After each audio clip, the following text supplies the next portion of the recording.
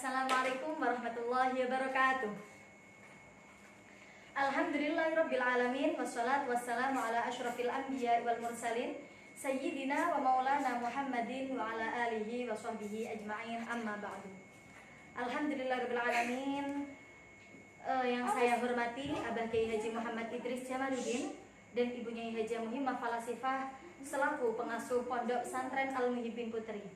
Yang saya hormati Bapak Ahmad Nidhomi selaku pengampu pelajaran tafsir tematik, dan yang saya sayangi kedua orang tua saya yang selalu mensupport saya tiada hentinya, dan berterima kasih juga kepada rekan-rekan yang selalu membuat saya tertawa, dan tak lupa berterima kasih kepada diri saya sendiri yang sudah menjadi penyemangat terbesar bagi saya.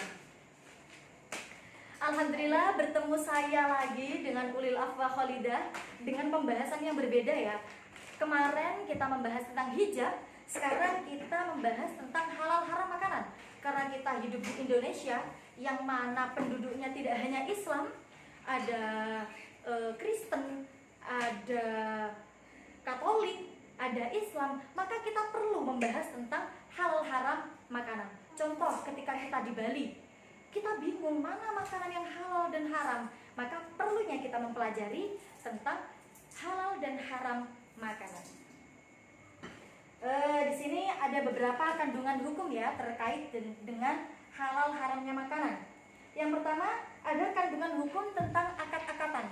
Apa sih akad-akatan itu? Menurut beberapa pendapat, akad-akatan itu yang pertama disebut dengan muamalah. Jadi akad-akatan itu termasuk muamalah, seperti jual beli, utang piutang, pinjam meminjam, sewa menyewa. Itu yang dimaksud dengan akad-akatan secara muamalah. Ada juga yang berpendapat bahwa yang dimaksud akad-akatan ini adalah suatu akad syariat seperti sholat, puasa, zakat, haji, dan lain sebagainya. Namun di pendapat yang terakhir ini yang dimaksud dengan akad itu adalah muamalah dan syariat. Jadi kedua-duanya ini masuk ke dalam pendapat yang nomor 3. Kemudian di sini ada kandungan hukum yang nomor 2, yaitu tentang apa sih makanan atau sesuatu yang diharamkan dalam syariat Islam. Nah, di sini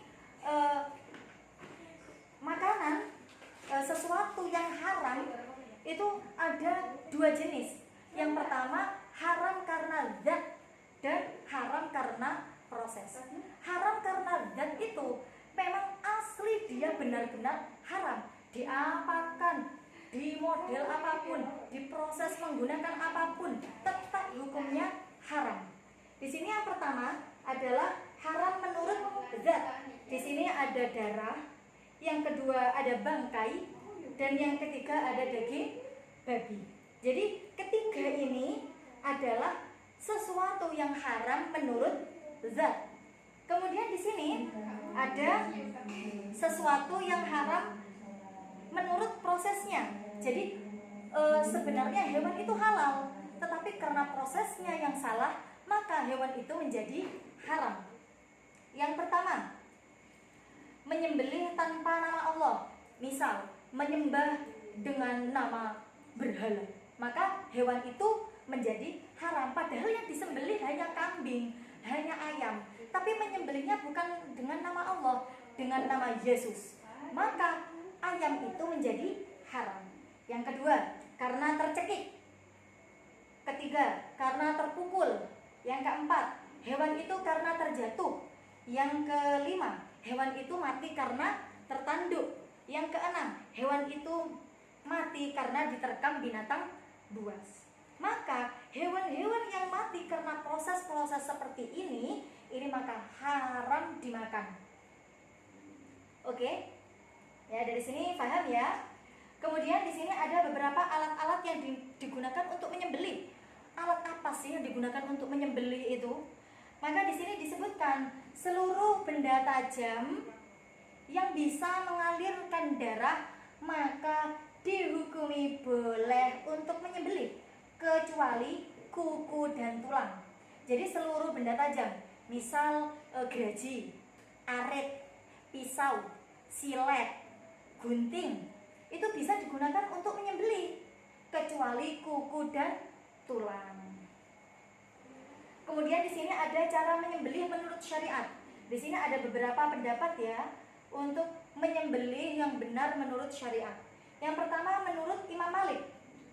Menurut Imam Malik, menyembelih yang benar itu leher dan kerongkongannya terputus. Jadi ketika menyembelih hewan, leher dan kerongkongannya harus terputus. Ini menurut Imam Malik.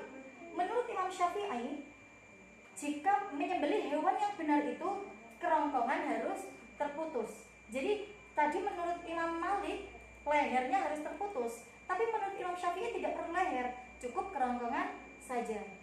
Kemudian selanjutnya menurut Imam Abu Hanifah, menyembelih yang benar itu urat leher dan kerongkongannya terputus. Kembali lagi ke Imam Syafi'i, mengapa Imam Syafi'i urat leher itu tidak harus terputus? Menurut Imam Syafi'i, urat leher itu tempat berjalannya makanan dan minuman, jadi tidak perlu harus terputus. Kemudian kandungan hukum yang nomor 4 di sini, bolehkah kita memakan hewan yang diburu? Hukumnya boleh. Dengan hewan yang diburu, hukumnya boleh. Misal ada anjing memburu ayam. Nah, itu boleh, halal ayamnya dimakan, dengan syarat anjingnya sudah terlatih. Kedua, hewan buas atau anjing tersebut tidak makan sedikit pun hewannya diburu. Yang ketiga, dengan membaca basmalah. Yang keempat, orang yang memiliki hewan buruan tersebut adalah orang Islam. Yang kelima, anjing yang digunakan untuk berburu harus berwarna hitam. Oke? Dari sini, dari penjelasan yang saya jelaskan tadi, semoga bermanfaat. Semoga bisa menjadikan Anda semua untuk menambah ilmu pengetahuan. Jadi ketika Anda mau ke Bali, mau ke Singapura, bingung dengan mau makan apa ini, maka bisa dilihat video ini. Terima kasih, semoga bermanfaat. Akhiran, wassalamualaikum warahmatullahi wabarakatuh.